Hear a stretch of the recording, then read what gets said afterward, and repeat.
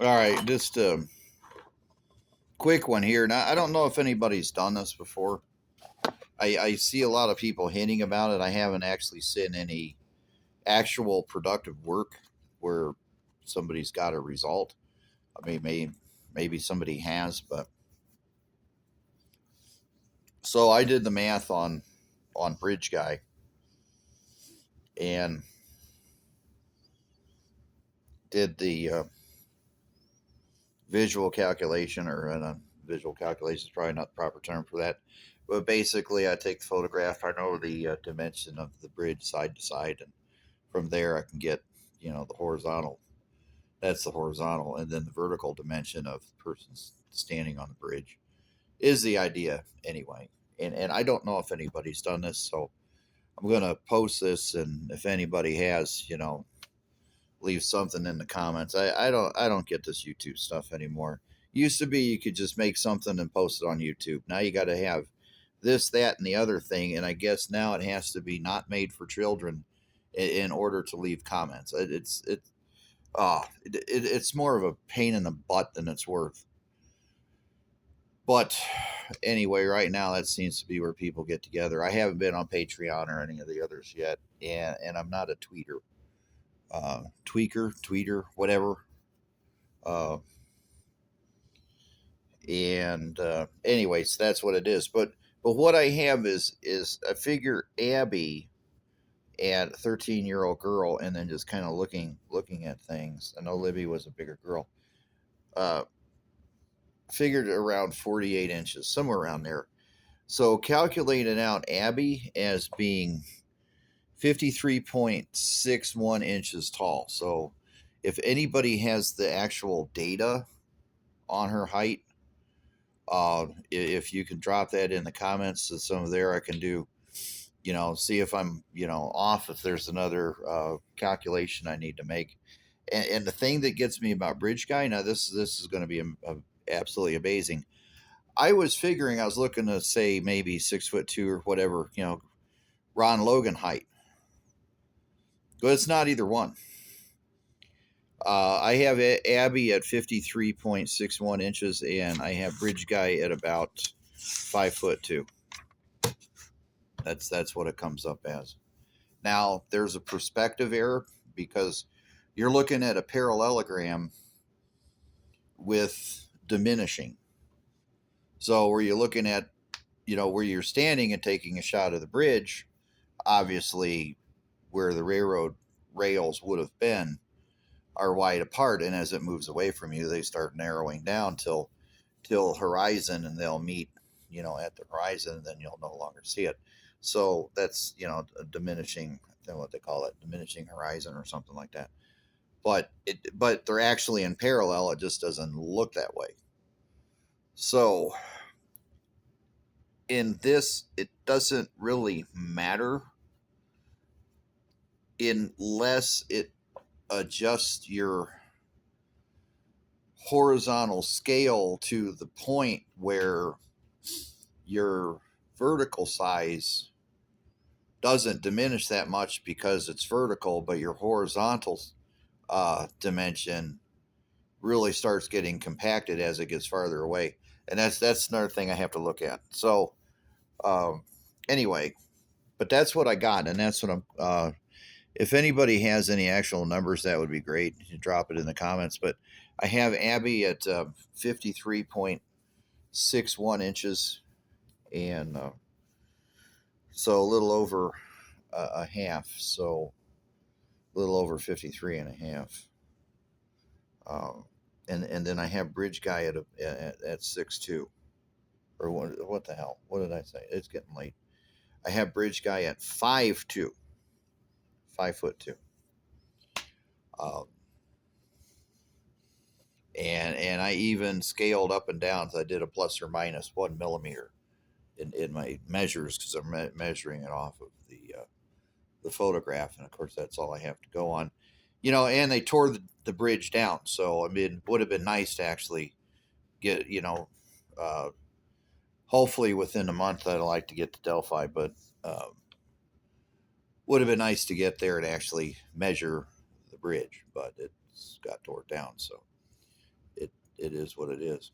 Um, I worked another criminal case with the state police and their shenanigans. And right as it came to trial, so the truck where which we knew it was BS, but the truck that was involved, they towed it away and had it crushed the morning of the trial. And it came down, and it was already kind of in a pre-agreement that the jury to come out and look at the truck, the vehicle that where supposedly the crime had happened. And you get out to the yard, and it's like, oh my gosh, we made a terrible mistake. We didn't realize. We crushed it yesterday morning.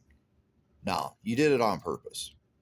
You did it on purpose, and that was the state police behind it. So I'm not shocked at anything that's going on here. It doesn't surprise me in a least, and that's a separate subject. But I can go back and remember when I first started out as an EMT in Indiana before I was law enforcement. And that's a long story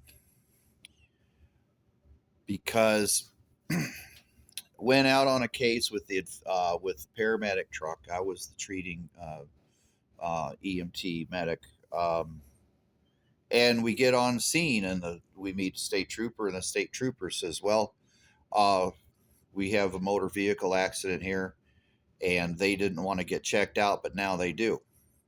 I'm like, "Okay, I'm taking you at face value. You're a state trooper. I shouldn't have to think that you were being dishonest with me." Yeah. And I walk over to the lady, and she has a 9-year-old boy that was involved in a motor vehicle accident. And the lady is just livid. "What took you so long? I asked for an ambulance an hour ago." Well, that's not what the state trooper told me. The state trooper had told me exactly that the accident had happened about an hour ago, but she didn't want to go by ambulance. They didn't want an ambulance, but now they've changed their mind. That's what I was told by the state trooper. And so I'm led to believe that she's just waiting for family or husband or whatever to come, and they're just waiting on scene. And that's happened. And so here's the kicker, though. What caused the accident? An investigation. The main thing you want to look for is why. Why here now, right? Yeah.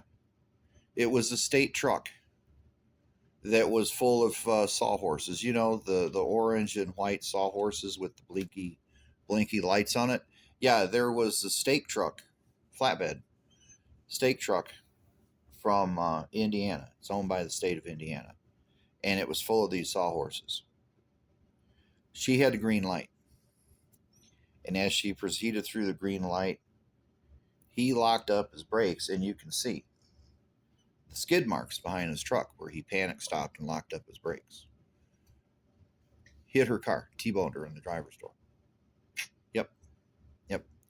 State police didn't want us there with the ambulance until they got the scene cleaned up. That was in 1991. Yep. That's what happened. And it is what it is. That's what happens. But here's the interesting thing. Guess what's going to be in court? Stake truck was going down the road. She had the red light and blew the red light. What do you want to bet? No. She had the green light, and you know she had the green light because she's in a relaxed position. She has a green light. She starts to proceed through the intersection. There's nothing to indicate that anything was panic or she was going too fast, because if you go into the intersection and blow the red light, that implies that you're carrying momentum with you, right? No, you don't see that. She was accelerating from a dead stop. She is accelerating. What's the truck doing? Panic stopping. Why? Because he already is carrying momentum with him, and he's much heavier than she is. And so you can look at the skid. Now, this is a dually. This is a dual, not dual axle, but single axle, but 2 tires on the end of each axle. So the rear axle has 4 tires. It's a dually, commonly called a dually. So this is a 1-ton, 2-ton truck, flatbed, stake truck. And He panicked. He locked him up. And so that indicates that he wasn't paying attention. And holy cow, I got a red and I got a car in front of me, and he panicked and he locked him up. That's the evidence. Do you think his report's going to say that? Probably not. He already lied to us and put a 9-year-old in jeopardy. You don't know if that 9-year-old had internal bleeding. You didn't know if that 9-year-old was going into shock. You don't know that at all. Psychogenic shock, neurogenic shock, hemiplegic, hypovolemic shock, metabolic shock. You don't know that. But that state trooper had no problem of making that 9-year-old wait an hour for an ambulance so that they could clean up the accident scene before anybody else got on scene. That was in 1991. Now, I've worked with a lot of state troopers, a lot of nice guys, a lot of real sweethearts out there. Well, I'm not saying sweethearts because I'm not gay or anything like that, but a bunch of very nice guys out there, men and women, state police. But it only takes a few bad apples to ruin the whole thing. You know, it is what it is.